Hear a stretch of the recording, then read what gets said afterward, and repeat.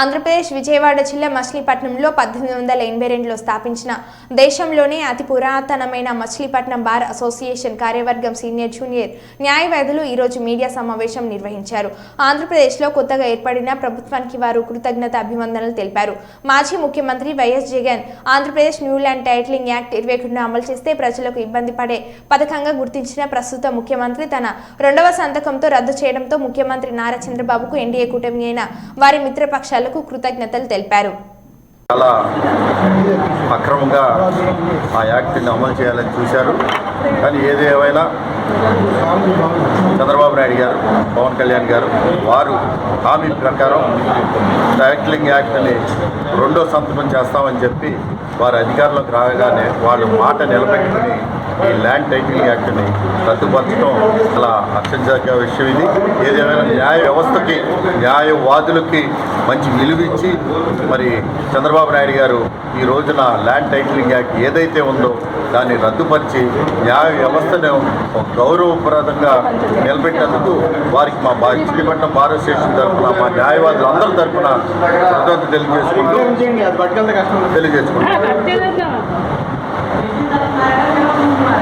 ఈరోజు ఈ మచిలీపట్నం బాధ చంద్రబాబు నాయుడు గారికి మరియు పవన్ కళ్యాణ్ గారికి కృతజ్ఞతలు తెలియజేస్తూ, న్యాయవాదులు ఎన్నో రోజులు పోరాడిన ల్యాండ్ టైటిలింగ్ యాక్ట్ని రద్దు చేయడంలో చంద్రబాబు నాయుడు గారు ఆయన ఇచ్చిన మాటని నిలబెట్టుకున్నారు. అదేవిధంగా నిన్నటి రోజున చంద్రబాబు నాయుడు గారు ల్యాండ్ టైటిలింగ్ యాక్ట్ రద్దు రెండో ఫైల్ మీద సంతకం పెట్టి ఒక విధంగా న్యాయవాది వృత్తికి, న్యాయవాదులకి ప్లస్ పబ్లిక్ కూడా ఆయన ఒక ఆక్సిజన్ లాగా అందించినట్టు మేము అందరం ఫీల్ అవుతున్నాం. ఈ దుర్మార్గమైన చర్యని గత ప్రభుత్వం అమలు చేసి అమాయక ప్రజల ఆస్తుల్ని ప్లస్ న్యాయవాది వృత్తిని కూడా బదనాం చేయాలనే ప్రయత్నంలో భాగంగా చాలా ఘోరంగా ప్రయత్నించి విఫలమైంది. ఏదేమైనప్పటికీ ఈ యాక్ట్ని రద్దు చేసి చంద్రబాబు నాయుడు గారు వారి యొక్క దార్శనికతను చాటుకున్నందుకు వారికి ప్రభుత్వం వచ్చిన వెంటనే ల్యాండ్ టైటిలింగ్ యాక్ట్ని రద్దు చేస్తామని అన్నట్టుగా వారు ప్రమాణ స్వీకారం చేయగానే సంతకం పెట్టి రద్దు చేయటం చంద్రబాబు నాయుడు గారి ప్రభుత్వాన్ని వారిని కూడా చాలా ధన్యవాదాలు తెలియజేస్తున్నాం. అలాగే ఈ ప్రభుత్వం ఇంతకుముందు ప్రభుత్వం ఏదైతే ఘోరంగా విఫలం అవడానికి కారణాలు చూసినట్లయితే ఘోరంగా ప్రభుత్వం ఎప్పుడు కూడా ప్రతిపక్ష హోదా కూడా లేకుండా పొందిందని దీనికి మూడు కారణాలు. ఒకటి, ల్యాండ్ టైటిలింగ్ యాక్ట్ని అక్రమంగా రైతుల మీద బనాయించే విధంగా తీసుకురావటం, అలాగే చంద్రబాబు నాయుడు గారిని అక్రమ కేసు పెట్టి జైల్లో 50 రోజులు జైల్లో పెట్టడం.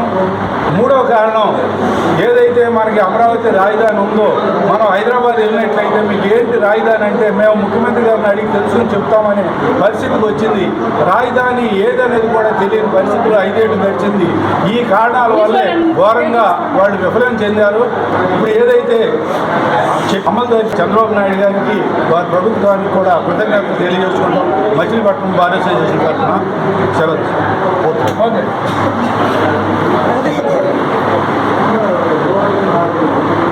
గత ప్రభుత్వం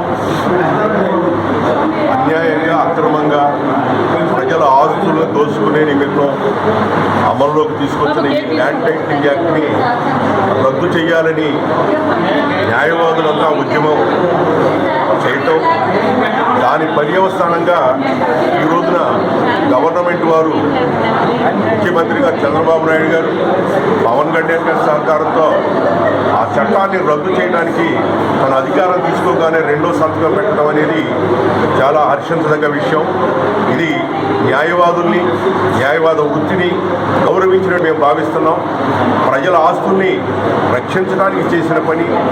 ఆ సందర్భంగా ఈ రోజున మచిలీపట్నం బార్ అసోసియేషన్లో మేము దీన్ని విడుగ్గా చేసుకుంటూ కేక్ కట్ చేసుకుని మిఠాయిలు పంచు ఈ ఉత్సవాన్ని చూడడం జరుగుతూ ఉంది. ముఖ్యంగా ఈ చట్టాన్ని రద్దు చేయాలని న్యాయవాదులు ఉద్యమాన్ని స్టార్ట్ చేసినప్పుడు అప్పుడు బార్ అసోసియేషన్లో ప్రెసిడెంట్గా ఉన్న హరిబాబు గారు కానీ సెక్రటరీగా ఉన్న రఘురామ్ గారు కానీ వాళ్ళ నాయకత్వంలో మన బార్ అసోసియేషన్ 3 నెలల పాటు పోరాటం చేయడం జరిగింది. ఈ పోరాటంలో మరి ఆ విధంగా 3 నెలల పాటు పోరాటాన్ని నడిపిన గత ప్రెసిడెంట్గా ఉన్న హరిబాబు గారి ఆ కమిటీ సభ్యులందరికీ కూడా ఒకసారి కృతజ్ఞతలు చెప్తా ఉన్నాం.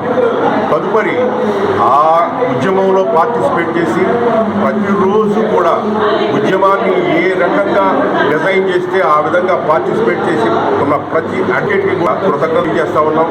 ముఖ్యంగా మహిళా న్యాయవాదులు వాళ్ళు ఎన్నో శ్రమకు ఓడ్చి నిరాహార దీక్షలో పార్టిసిపేట్ చేసి ర్యాలీస్లో పార్టిసిపేట్ చేసి ఎన్నడూ లేని విధంగా మహిళా న్యాయవాదులు బయట వాళ్ళకు కూడా వచ్చి ర్యాలీలో పార్టిసిపేట్ చేయడం జరిగింది. మహిళా న్యాయవాదులకి ప్రత్యేకంగా నా బాధ్యతలో